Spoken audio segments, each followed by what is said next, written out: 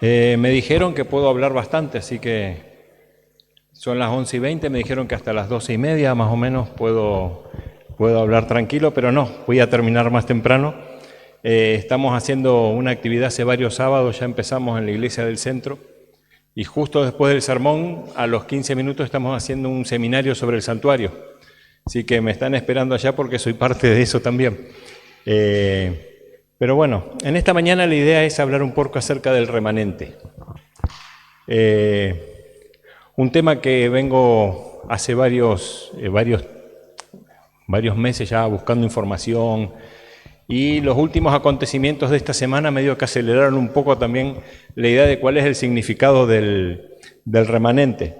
Nosotros como iglesia tenemos nuestro origen en el libro de Apocalipsis, capítulo 12, versículo 17, que dice ¿qué cosa? Aquí está ¿qué? Dice, la paciencia de los santos, que son ¿quiénes? Los que guardan los mandamientos de Dios y tienen la fe de Jesús. Después lo encontramos repetido en 14, del 6 al 12, cuando hace referencia al mensaje de los 3 ángeles, también dice lo mismo, ¿no? Aquí está la paciencia de los santos, los que guardan los mandamientos de Dios y tienen la fe de Jesús. En esos versículos nosotros encontramos nuestra identidad, encontramos nuestra misión, y siempre hacemos referencia a ese remanente, ¿no? A ese pequeño grupo que allí al final de los tiempos está luchando para permanecer firmes, para permanecer fieles, para contarle a otros qué es todo lo que Cristo hizo para salvarnos. En el Antiguo Testamento hay 7 referencias al remanente. No 7 referencias, sino 7 términos distintos con los cuales en hebreo se refieren al remanente, pero todos coinciden en lo mismo. Hace referencia a un pequeño grupo, tanto secular como religioso, de personas. Incluso hace referencia en forma negativa a veces, como que ese pequeño remanente es malo. Pero en todas se coincide, es que es un grupo que sobrevive a una serie de catástrofes, a una serie de eventos que se dan en una situación, en un contexto de juicio, donde la culminación de ese juicio es la salvación justamente de ese pequeño grupo. En la década de 1970, un teólogo adventista, Gerhard Hassel, él propuso una idea innovadora dentro de todo el mundo teológico acerca de lo que era el remanente. Y él dice que el remanente se gesta en la preocupación existencial del hombre. Es esa fuerza que tenemos nosotros de, a pesar de las circunstancias, luchar para sobrevivir. Conocemos muchos relatos de gente que en situaciones extremas sobrevive. Y uno dice, ¿cómo pudo esta persona sobrevivir ante tal calamidad, ante tal dificultad, ante tal problema? Y allí surge esa fuerza que como seres humanos tenemos de sobreponernos a esos problemas y salir adelante. Y Gerhard Hassel toma esa idea de esa lucha, de ese instinto de supervivencia, por así decirlo, del ser humano, aplicándolo al ámbito religioso. Hay un remanente que a pesar de las circunstancias adversas, siempre lucha para salir adelante. En el Antiguo Testamento encontramos muchas referencias a ese remanente. La primera la encontramos en Génesis. ¿Dónde está el primer remanente de la Biblia? En el caso de Noé encontramos la primera referencia a un remanente. En medio de todo un mundo, ¿cuántas personas se salvaron? 8. Uno dice, pero qué poquito. Pero bueno, esa era la idea del remanente en ese momento. Solamente esas 8 personas son las que sobreviven a la destrucción de la humanidad y las que inician una nueva etapa de esperanza para esa generación.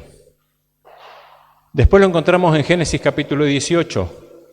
Abraham, ¿se acuerdan cuando intercede por la ciudad? Si hay 50 justos, ¿no salvarías la ciudad? Y empezamos a ver cómo hay una negociación entre Abraham y Dios, no iba disminuyendo ese número. Y al final no encontró ni siquiera 5 justos y la ciudad fue destruida. En Génesis capítulo 32 encontramos otra forma de tratar de salvar al remanente. El contexto: Jacob camino a encontrarse con Esaú. No sabía cómo iba a reaccionar Esaú después de todo lo que Jacob le había ocasionado, y entonces él toma una decisión crucial. Vamos a ir mandando todo por grupos. Si el primero es destruido, los otros tienen tiempo de escapar. Entonces allí aparece la idea del remanente como un grupo que puede ser sacrificado para que otros se salven. Y en Génesis 45:7, allí encontramos, creo que sería la expresión máxima de la esencia de la idea del remanente. Cuando José se encuentra con sus hermanos allí en Egipto, ¿y qué les dice? Dios me envió delante de ustedes para preservarlos.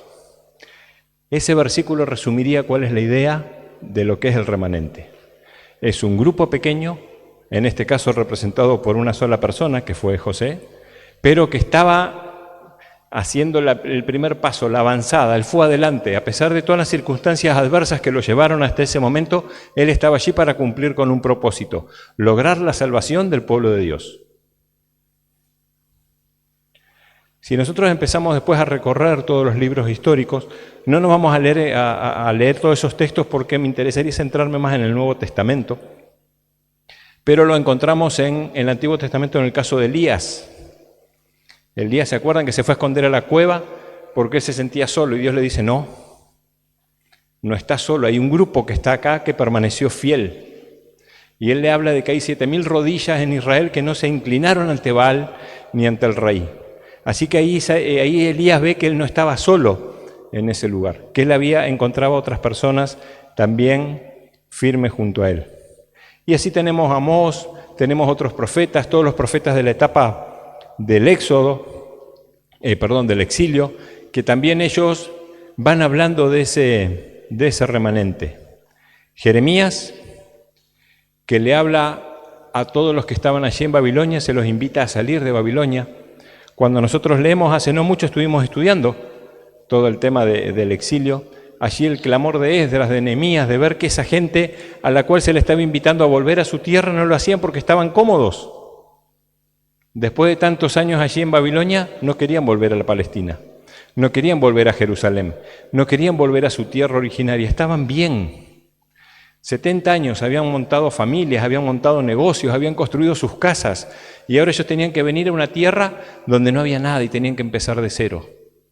Y el clamor que Esdras y Nehemías manifiestan es: no puede ser que ni siquiera los líderes quieran acompañarlos. La preocupación era de ellos era que los sacerdotes estaban tan cómodos allí en Babilonia que no querían ir con el pueblo.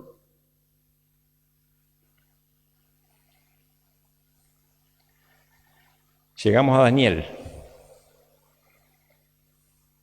Daniel, que después vamos a encontrar varias referencias en el Nuevo Testamento, también hace esas referencias a lo que tiene que ver con un remanente especial.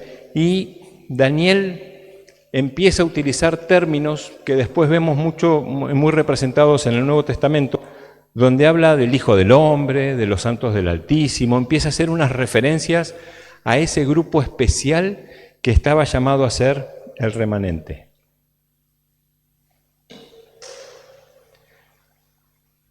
El Antiguo Testamento tiene una particularidad. Vemos que ese remanente va variando en función a el lugar en donde se encuentra. Y en el Antiguo Testamento el remanente tiene una particularidad muy característica. No importa la cantidad, pero sí importa su origen. En todo el Antiguo Testamento el remanente forma parte del pueblo de Israel. Era un grupo selecto, un grupo reducido de judíos, que eran los que se consideraban el remanente para poder mantener la esencia de ese pueblo al que Dios en algún momento les había dicho: ustedes van a ser el pueblo que me va a representar, ustedes van a ser una nación poderosa en esta tierra con la misión de dar a conocer a todos este plan de salvación que yo les estoy ofreciendo. En el Nuevo Testamento nosotros encontramos una distinción entre estos remanentes. Dice Dice otro teólogo, Hans Larrondel, el remanente es la destilación del Israel espiritual que se pretendía desde el principio. De esto se sigue con la elección y la reprobación que no tuvo lugar solo entre la sinagoga y la iglesia, pero que ya estaba presente dentro del judaísmo y la ley. La iglesia de los gentiles solo participan en ello como cumplimiento y en adelante como el Israel espiritual, formando juntos una sola figura. Y ahora sí vamos a ver cómo describe el Nuevo Testamento al remanente. Vamos a abrir nuestras Biblias en Mateo capítulo 13.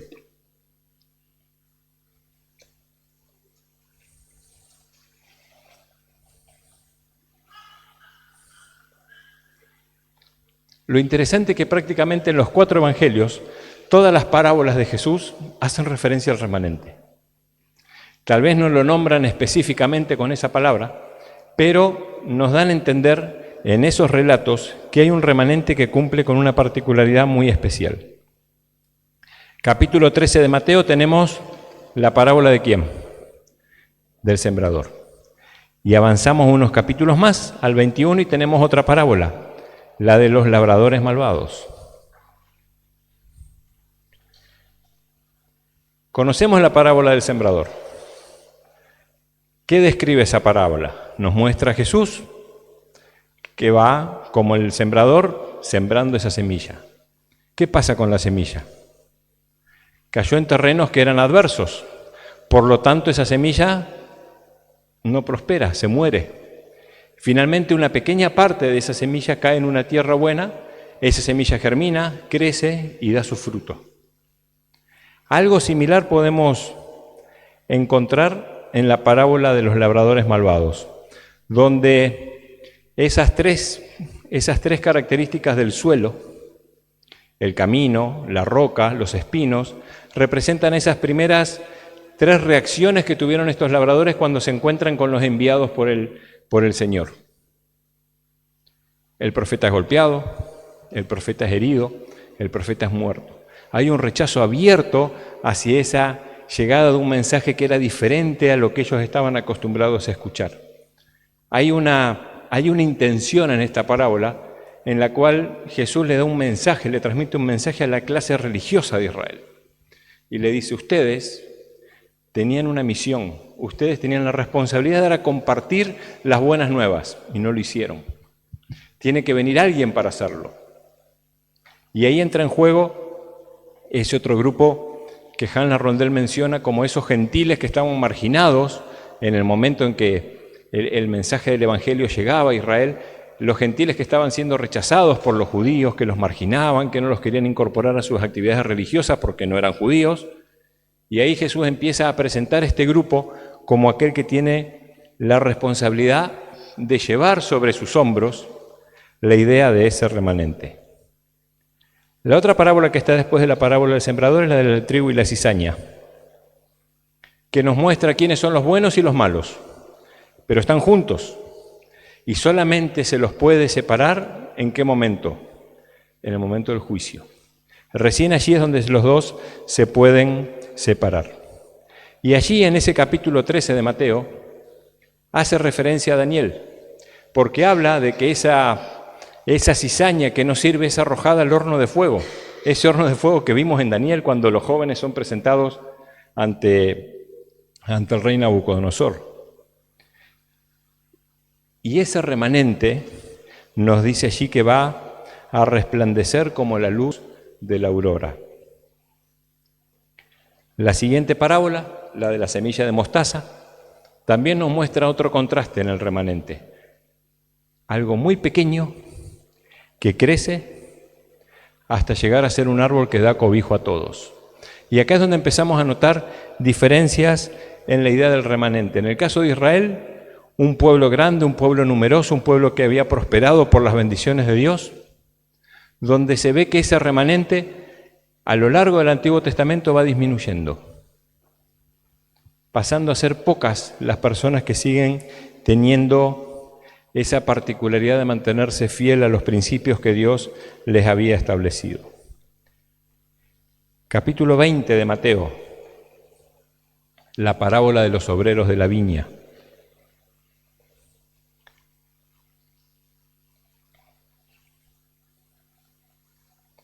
Fíjense que en esa parábola Él prácticamente le da un mensaje a sus discípulos. La salvación está ofrecida a todos, pero no todos la aceptan. Versículo 14 de ese capítulo 20 de Mateo.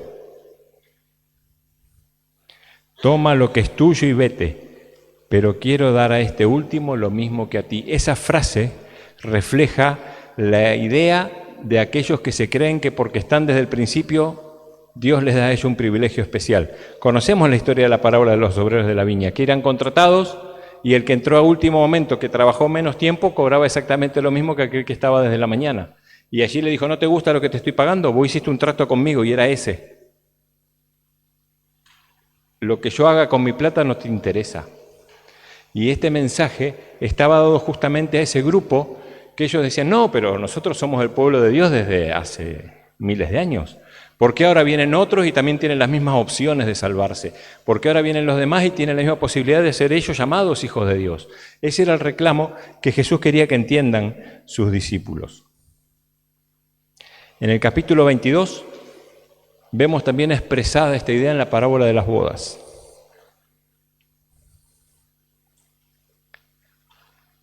Capítulo 22 de Mateo, versículo 2.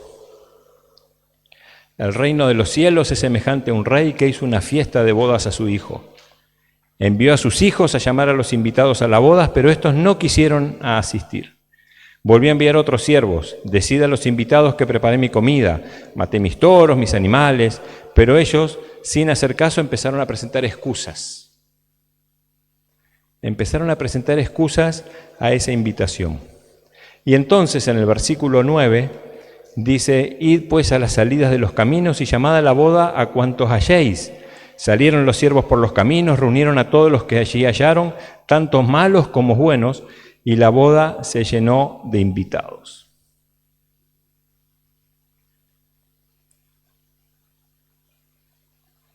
Es interesante el mensaje de esta parábola. Todos fueron invitados a participar de la boda. Todos fueron. Muchos rechazaron. Y de los que fueron, dice allí en el versículo 11, cuando entró el rey para ver a los invitados, vio un hombre que no estaba vestido de bodas.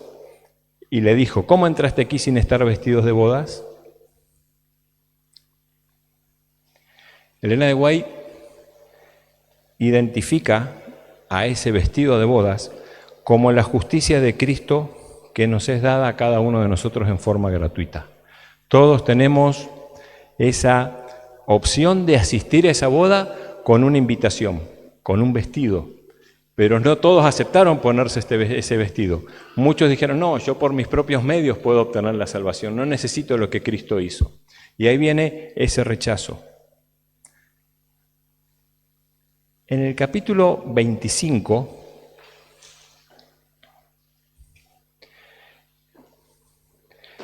encontramos también otra serie de parábolas, en donde acá entra en juego no tanto las personas. En el caso de la parábola anterior vimos que fue una invitación muy generosa. Invitó primero a todos sus amigos, ninguno quiso ir, todos presentaron excusas.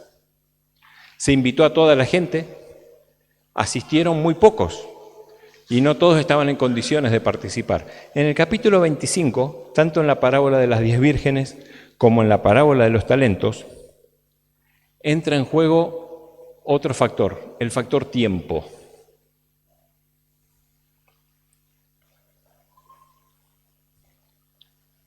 Ya en el capítulo 24 empezamos a ver un poco el tema cuando habla acerca de las señales, antes del fin se empieza a hablar de ese tiempo, ¿no? El día que uno no espera, la hora que no se sabe. Y ese factor tiempo en estas dos parábolas lo encontramos en la tardanza del esposo y en el mucho tiempo que demora el Señor para volver a recuperar los talentos que había dejado. Allí entra en juego este factor. ¿Por qué entra en juego el tiempo? Porque el tiempo revela el carácter de quienes están esperando.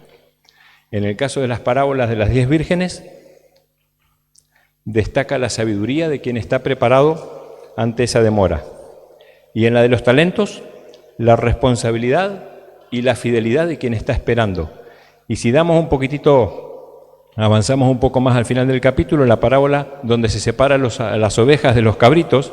También vemos que allí se destaca un aspecto más, la piedad. Entonces tenemos 3 factores que son los que caracterizan a aquellos que están preparados para encontrarse con el Señor cuando venga. Los que lo esperan pacientemente, los que muestran su responsabilidad y su fidelidad, y los que también manifiestan su piedad. Lucas capítulo 12.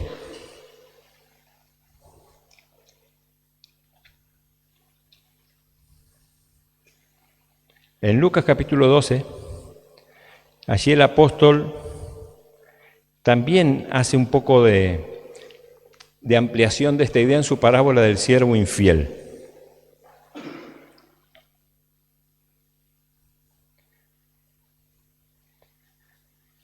Fíjense el reclamo de Pedro.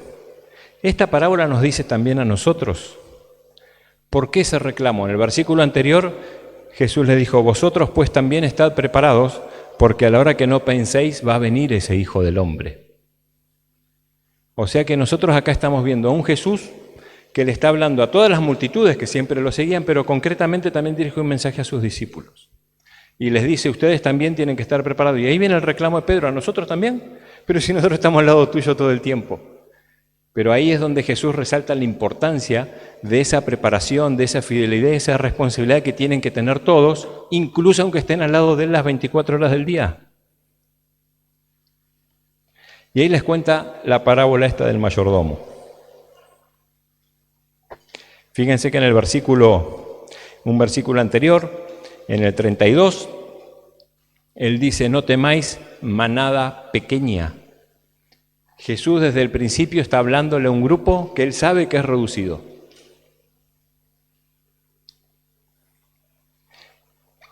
Y así va Lucas presentando diferentes parábolas, donde también nos va mostrando a ese remanente. En el capítulo 16 tenemos al mayordomo infiel,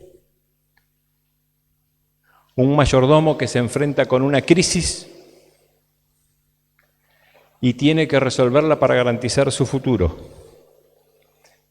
Todos conocemos las negociaciones que hizo ese mayordomo. Y allí en el versículo 8 dice, alabó el amo al mayordomo malo por haber actuado sagazmente, porque los hijos de este siglo son más sagaces en el trato con sus semejantes que los hijos de la luz. Fíjense qué lección sale de acá. Nos habla de que tenemos que ser más avispados. Es como que estamos confiados, pero él dice, ojo, en esta historia él muestra que hay una persona que actuando mal, pero que a la larga mostró que tenía la capacidad de poder enfrentar la crisis y solucionar los problemas. Esta parábola representa a la comunidad cristiana enfrentando esa crisis existencial en el contexto de un juicio escatológico, nos dice Gerhard Hassel. Capítulo 18 de Lucas.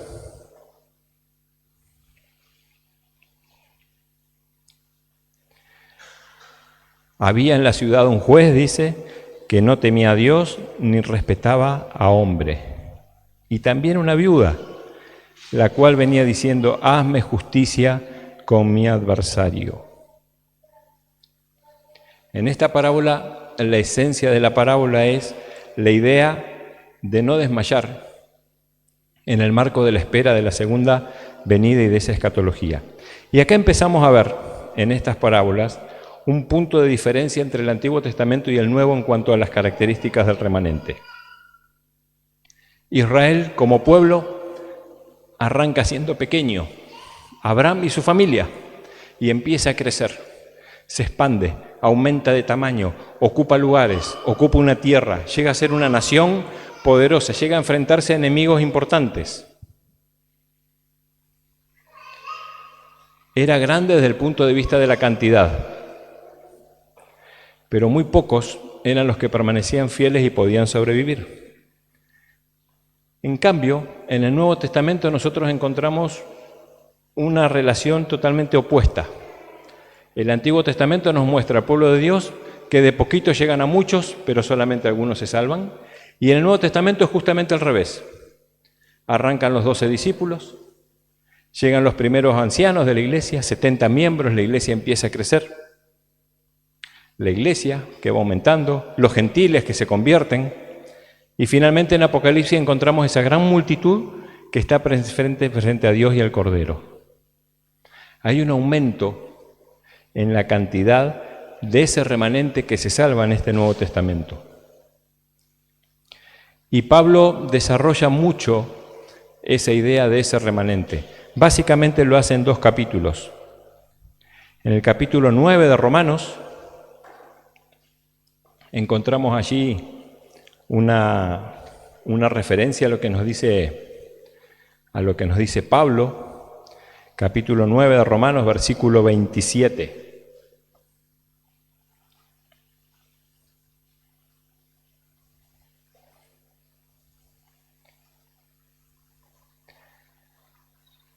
Hace una referencia a Isaías: aunque el número de los hijos de Israel fuera como la arena del mar, ¿cuántos serán salvos?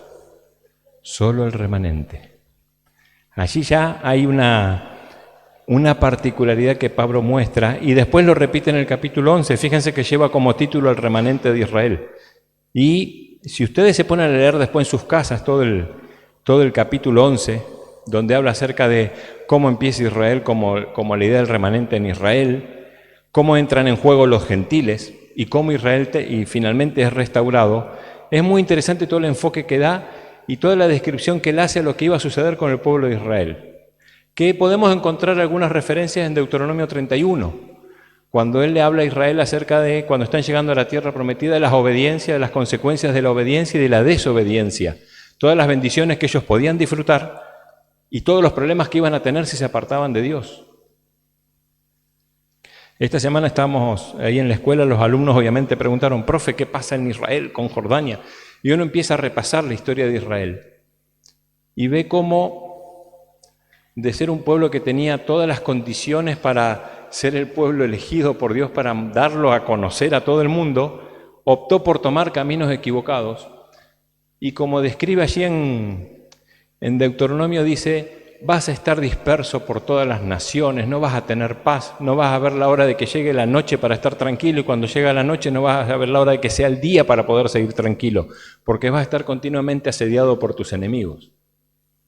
Y cuando uno repasa la historia del pueblo de Israel encuentra eso: un pueblo que no tuvo paz prácticamente desde sus comienzos. Desde que el reino de Israel se divide en 2 partes, prácticamente fueron dispersos por todos lados, sin tener un lugar donde poder decir: esta es nuestra tierra y acá estamos tranquilos. Pero fíjense que Pablo no rechaza al pueblo de Israel. En el capítulo 11, él dice: así también, aún en este tiempo he guardado un remanente escogido por gracia. Y él después dice, porque se le pregunta, él se hace la pregunta de si Israel ha sido rechazado, y él dice: no, yo soy judío, yo soy israelita y formo parte del pueblo de Dios. Por eso él después continúa a partir del versículo 25 hablando acerca de la restauración de Israel. Ese Israel al cual él lo describe como un árbol de olivo al cual le fueron arrancadas las ramas que salieron torcidas, y fueron cortadas esas ramas, y a ese tronco se le pusieron injertos, haciendo referencia a los gentiles. Y entonces dice: esa rama no tiene derecho a decirle nada de las otras ramas que cayeron, y tampoco tiene nada que criticar del tronco, porque esa rama vive de la esencia de la raíz que la nutre. Como iglesia cristiana, nuestro origen está en el pueblo de Israel. Es el pueblo que nos dio los mandamientos, es el pueblo que nos dio la Biblia, y nosotros tenemos nuestro origen en aquel lugar. Apocalipsis, capítulo 2.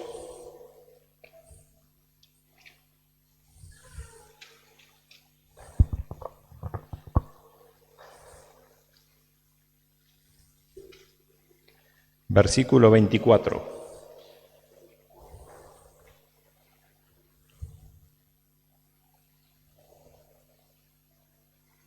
A los demás que están en Tiatira, a cuantos no tienen esa doctrina y no han conocido lo que llaman las profundidades de Satanás, os digo: no os impondré otra carga. Y lo que tenéis, retenedlo hasta que yo venga. Capítulo 3, versículo 4. Tienes unas pocas personas en Sardi que no han manchado sus vestiduras y andarán conmigo en vestiduras blancas porque son dignas. Fíjense que hace referencia a remanentes. Dentro de esas etapas de la historia de la iglesia siempre había un grupito que permanecía fiel. Y así llegamos al versículo del comienzo. Apocalipsis 12, versículo 17.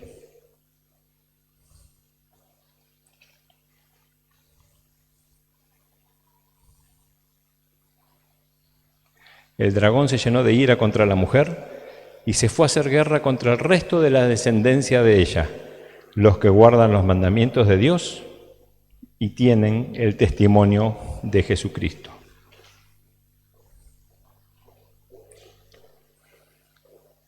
Algo que se repite también en 14:2.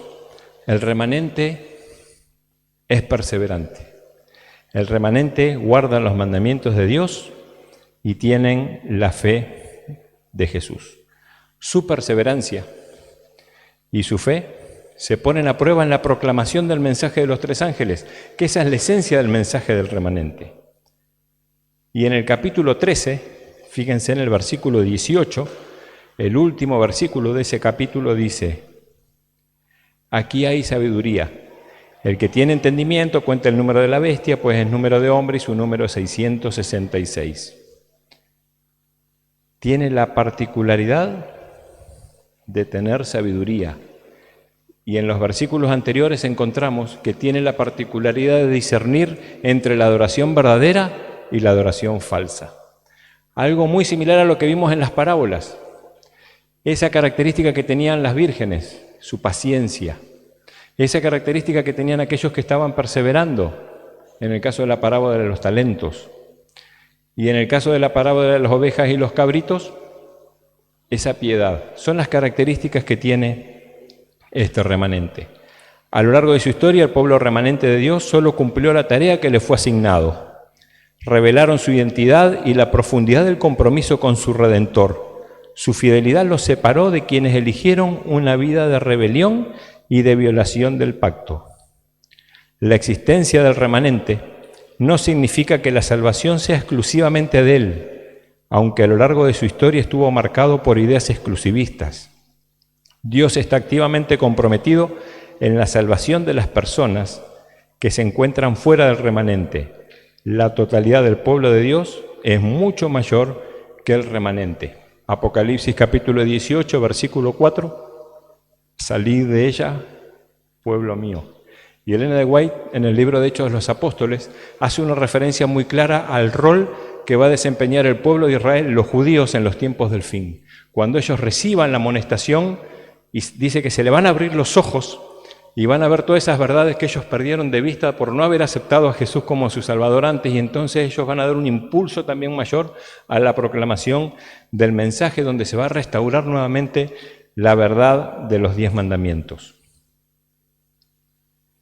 Sabiendo quiénes somos, dice Gerhard Hassel, lo único que tenemos que hacer es continuar cumpliendo nuestra misión como el pueblo remanente de Dios para el tiempo del fin, presentando nuestra fe en la base del mensaje profético. Un grupo donde lo cuantitativo se ve eclipsado por lo cualitativo. Es interesante el mensaje. No importa la cantidad, lo que importa es la calidad. Elena de White dice: ahora es el tiempo de trabajar mientras dure el día, porque llega la noche en la que nadie podrá trabajar. Ahora, justo ahora, es hora de que estemos observando, trabajando y esperando. Aunque parezca que el tiempo pasa, aunque parezca que la espera es interminable, Dios nos pide paciencia. Él sabe en qué momento Cristo viene. Vemos a nuestro alrededor señales que nos están avisando que no falta mucho. Lo importante es que tenemos que tener siempre en claro cuál es nuestra responsabilidad y cuál es nuestra esencia. El mensaje bíblico dice: aquí está la paciencia de los santos, los que guardan los mandamientos de Dios y tienen la fe de Jesús. Que Dios nos ayude para que eso pueda ser una realidad en nuestras vidas y que nos podamos preparar para proclamar ese mensaje a los que aún no lo conocen, pero por sobre todas las cosas permanecer fieles para encontrarnos con Él.